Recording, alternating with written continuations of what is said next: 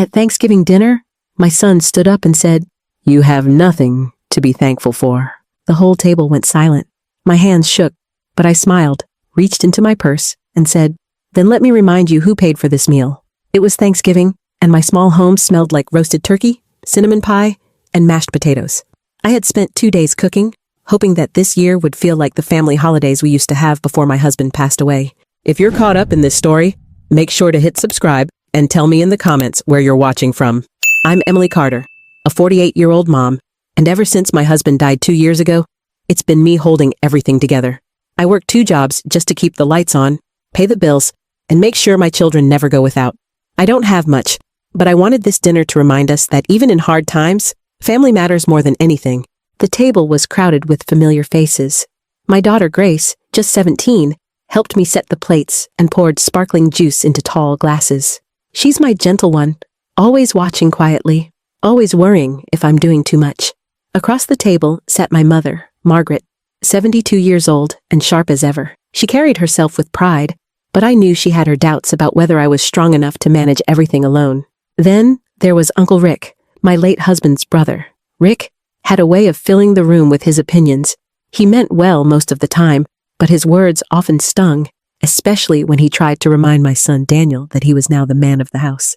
And Daniel, my boy, 22 years old, tall like his father, but lately so distant. He had been bitter since his father died, frustrated with life, angry at me, and angry at himself. Tonight, he barely touched his food, scrolling through his phone during the blessing, sighing whenever someone tried to start a conversation.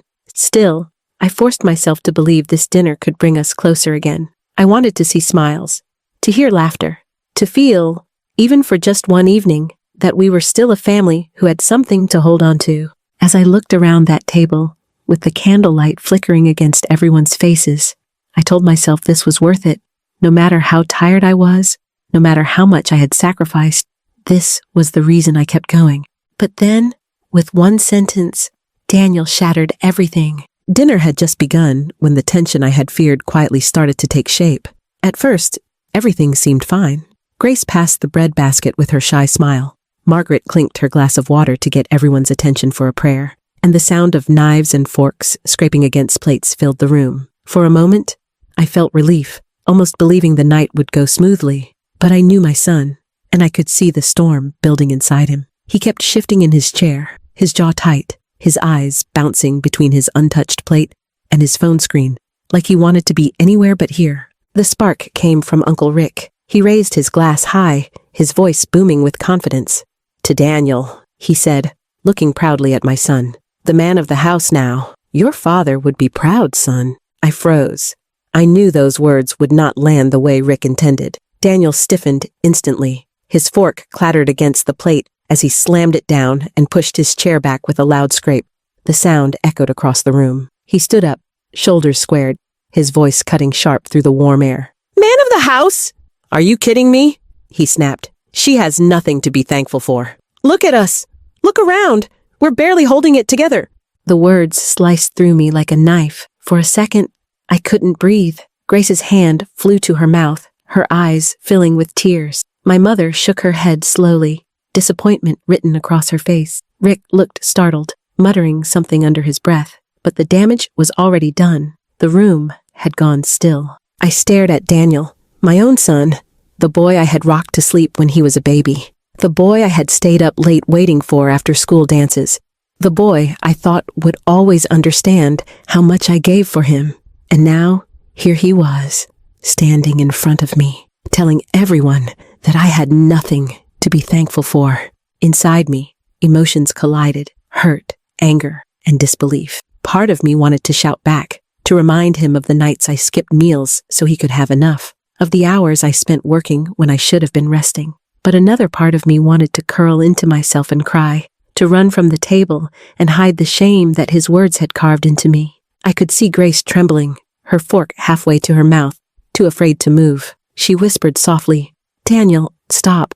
But he ignored her. His eyes were locked on me, blazing with the frustration I had seen too many times lately. "Tell me, Mom," he said bitterly. "What exactly are we celebrating? A family that's broken? A house we can barely keep? Food that's probably bought on borrowed money? What's the point of pretending this is Thanksgiving when everything is falling apart?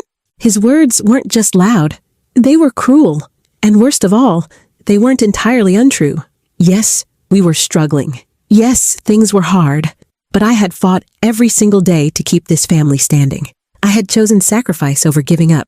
Yet here he was, throwing all of it back at me in front of everyone I loved. I forced myself not to cry. I would not let him see me break. Instead, I sat frozen in my chair, my hand gripping the edge of the table so tightly my knuckles turned white. My heart raced as I tried to find the strength to respond.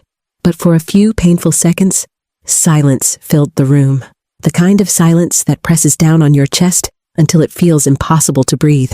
Margaret finally spoke, her voice trembling but firm. "Daniel," she said, "watch your mouth. Your mother has given everything for you and your sister." But Daniel only shook his head, his face twisted in pain and resentment. "She doesn't get it, Grandma. None of you do. You think working yourself half to death is something to be proud of? You think this," he gestured to the table, "is worth celebrating when we're falling apart?" His words landed like heavy blows, one after another. Every sentence was another crack in the fragile wall I had built to keep us together. Grace sat quietly, tears slipping down her cheeks. Uncle Rick shifted uncomfortably, looking anywhere but at me. Margaret pressed her lips together, her eyes wet with anger and sadness.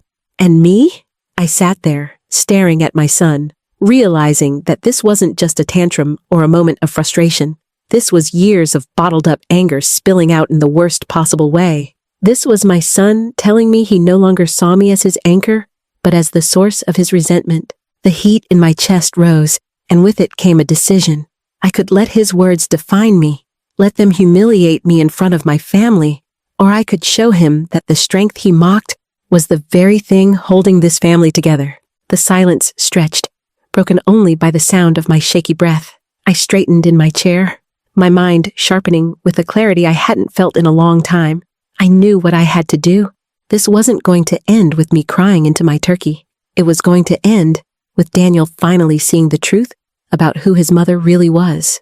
For a long moment, I sat frozen at the table, my son's harsh words still hanging in the air like smoke after a fire. My chest felt heavy, but underneath the weight, something steady began to rise. I realized I had a choice. I could let his anger humiliate me in front of everyone, or I could remind him and everyone else at that table why we were still here, eating together, despite all the storms we had. I glanced at Grace. She was wiping her tears with the corner of her sleeve, her small shoulders trembling. Margaret looked ready to snap at Daniel again, but I lifted my hand slightly to stop her. This was not her fight. This was mine. I was his mother, and only I could reach him in a way no one else could. I pushed my chair back slowly, the wood legs scraping against the floor. The sound made Daniel flinch, and everyone else looked up. My hands were shaking, but my voice needed to be strong. I knew if I broke now, he would never hear me. Without saying a word, I bent down and reached into my purse, the same purse I carried everywhere. It wasn't fancy, just worn leather with fraying edges, but inside it held my daily life. The bills, the receipts, the notes reminding me which payments were due, and what sacrifices I had made to keep this family standing. My fingers brushed against the folder I had been carrying for weeks, and in that moment, it felt less like paper and more like proof of a lifetime of love and labor. Daniel watched me with a mix of confusion and irritation. "What are you doing?" he asked, his voice sharp but shaky now. He was trying to keep his anger, but I could see the uncertainty beginning to creep in. I placed the folder on the table, right next to the steaming dishes of food. The contrast struck me, the warmth of the turkey and mashed potatoes beside the cold reality of crumpled receipts and overdue notices. Slowly, I opened it. One by one, I began pulling out the papers, laying them flat on the table for everyone to see. "This," I said firmly, pointing to the grocery bills, "is how that turkey got on the table. This," I spread out the electricity bill, "is how those lights are still on. And this," I held up the tuition receipt, "is how you're still in college, Daniel." The room was silent, except for the sound of paper rustling under my hands. I could feel my heart pounding, but I forced myself to keep going. "You say I have nothing to be thankful for? Then let me remind you, every single thing you see tonight, this house, this food, your clothes, even your future, came from these hands. My hands, from working shifts until midnight, from choosing your needs over my own, From holding this family together when it should have fallen apart. Grace sniffled quietly, her eyes locked on me, admiration shining through her tears. Margaret straightened in her chair, her lips pressed together, holding back words of pride. Even Rick, who never stayed quiet for long, leaned back with his glass lowered, watching me with something close to respect. Daniel's face softened, but he didn't speak. His eyes darted to the pile of receipts, then back to me. I could see the shame creeping in, but I knew this moment was not about punishing him. It was about teaching him something he had forgotten. I leaned forward, my voice steady, but low. You think strength is about money, about having everything easy, but real strength is about never giving up, even when everything feels impossible. It's about making sure your children eat before you do. It's about working 2 jobs and still finding time to make Thanksgiving dinner, because family deserves to feel loved, no matter how hard life gets. Daniel swallowed hard. He didn't look so angry now. He looked like a boy again. The boy who used to run into my arms after scraping his knee. The boy who once thought I could fix everything. That boy was still there, buried under his grief and frustration, and I wanted to bring him back. I gathered the papers back into a neat stack, my hands finally steady. I looked straight at him and said, "You may not see it now, but one day you will. And when you do, you'll realize that everything you are standing on was built by me, brick by brick, sacrifice by sacrifice. So before you tell me I have nothing to be thankful for, remember who gave you everything you have." The words hung in the air, heavy but true. My voice did not shake, and for the first time in a long time, I felt powerful. Not because I had money or success, but because I had chosen to stand tall in front of my son and remind him who I was. Daniel sat down slowly, his eyes still on me. His face was pale, his jaw tight, but I could see his hands trembling. He had not expected me to fight back this way. He had not expected proof of everything he had overlooked. And in that moment, I felt the shift. The balance of the night had changed. What began as an insult meant to break me had turned into a moment where I showed my son, my family, and even myself that I was not weak, and I was not invisible. I was the foundation they had all been standing on. This was the turning point. I had made my choice, and there was no going back. The dinner that had started with bitterness was now heading toward a truth that could no longer be ignored.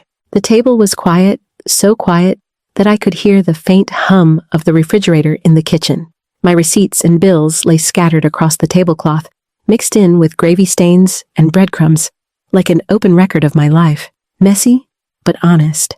Everyone stared, but all eyes kept drifting back to Daniel. For the first time that night, he didn't look angry. He looked trapped, like he had been cornered by the truth he had spent so long trying to ignore. I leaned forward, pressing my hand flat on the papers as if to steady myself. "Daniel," I said, my voice softer now, but carrying a weight that filled the room. "You see these? They're not just bills.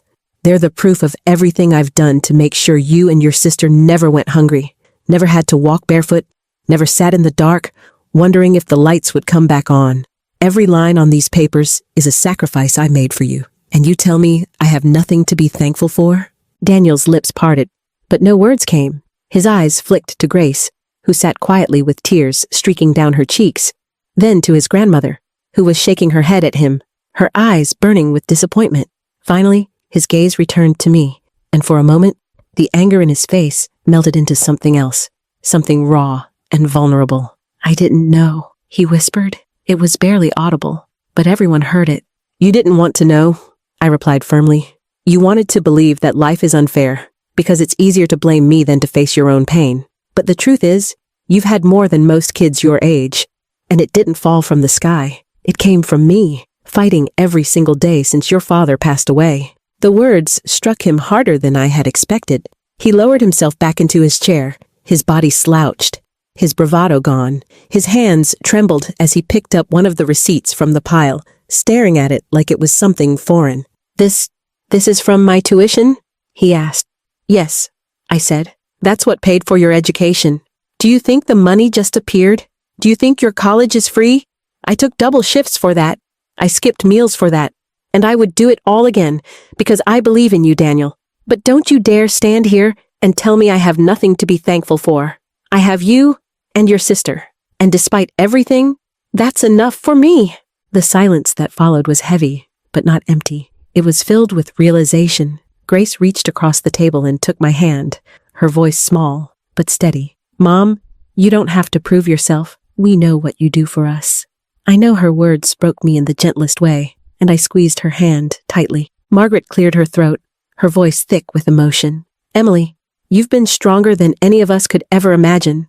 Daniel, you should be ashamed of how you spoke to your mother. One day, you'll understand what it means to sacrifice for your family, and you'll remember this night. Uncle Rick, who had been silent for most of my speech, finally spoke up. His voice was quieter than I had ever heard it. She's right, kid. Your mother has carried more weight than your father and I ever did. You don't realize it yet, but she's the reason you're still standing. Daniel's face crumpled. He ran his hands over his eyes, hiding the tears that slipped through his fingers. He shook his head as if trying to erase the words he had thrown at me earlier. I'm sorry, he muttered, his voice breaking. I didn't mean it. I was angry. I've been angry for so long, and I didn't know who to blame. I miss Dad. I hate that he's gone, and I hate that nothing feels the same anymore. His confession cut through the room like a sharp wind. It was the first time he had said it out loud. The grief that had been poisoning him since the day we buried his father. For a moment, all I saw was my boy again, lost and hurting. I reached across the table, pushing aside the papers, and placed my hand on his. I know you miss him. I miss him too. But anger won't bring him back, Daniel. The only thing we can do is hold on to each other. That's what your father would have wanted. His shoulders shook, and finally, he let go. Tears streamed down his face, his pride collapsing under the weight of his grief. I'm sorry, Mom, he repeated, louder this time, his voice filled with desperation. I'm so sorry. In that moment, the anger between us dissolved.